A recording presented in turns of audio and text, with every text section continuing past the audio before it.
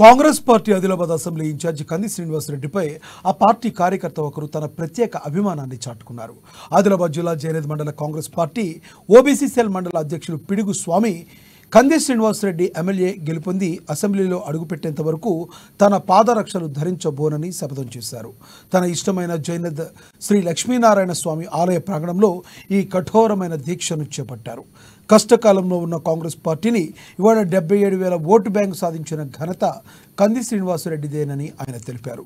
రాబోయే అసెంబ్లీ ఎన్నికల్లో 1,00,000 ఓట్ల మెజారిటీతో కంది శ్రీనివాసరెడ్డి గెలుపొంది అసెంబ్లీలో అడుగు పెడతారని, అప్పటి వరకు పాదరక్షలు వేసుకోబోనని తెలిపారు. ఆయన అందరికీ నమస్కారం.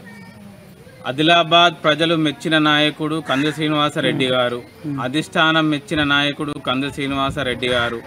కష్టకాలంలో ఉన్న కాంగ్రెస్ పార్టీని దినమనక రేయనక పగలనక కష్టపడుతూ అసెంబ్లీ ఎన్నికలలో కని విని ఎరుగని రీతిలో 48,000 ఓటు బ్యాంకును మొట్టమొదటిసారి ఎమ్మెల్యేగా వచ్చినప్పుడే 48,000 ఓటు బ్యాంకు సాధించిన వ్యక్తి కంది శ్రీనివాసరెడ్డి గారు.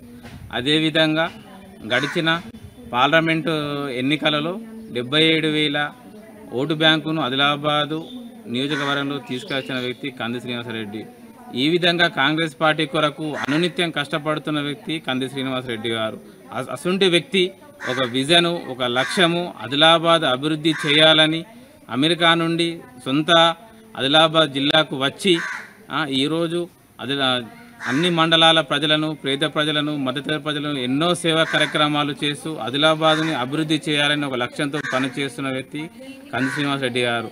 అసంటి వ్యక్తి వచ్చే అసెంబ్లీ ఎన్నికలలో పార్లమెంటుకు వెళ్ళాలని అసెంబ్లీకి వెళ్ళాలని, ఆదిలాబాద్ నియోజకవర్గంలో కాంగ్రెస్ పార్టీకి 1,00,000 ఓట్లు తీసుకురావాలంటే అది కంది శ్రీనివాసరెడ్డికే సాధ్యమని, అతను అసెంబ్లీలో అడుగు పెట్టేంత వరకు జైనత్ గ్రామం నుంచి పిడుగుస్వామి అనే వ్యక్తి నేను ఈ రోజు నుంచి నా ఇష్టమైన దైవం శ్రీ లక్ష్మీనారాయణ స్వామి ఆలయం నుంచి తెలియజేస్తున్న ఏమనగా కంది శ్రీనివాసరెడ్డి గారు ఎమ్మెల్యే అయ్యేంత వరకు పాదరక్షలు వేసుకోనని, అనునిత్యం కాంగ్రెస్ పార్టీ కొరకు కంది శ్రీనివాసరెడ్డి గెలుపు కొరకు అనునిత్యం ప్రయత్నం చేస్తానని ఈరోజు జైన శ్రీ లక్ష్మీనారాయణ స్వామి ఆలయ ప్రాంగణంలో ఈ దీక్షను చేపడుతున్నాను.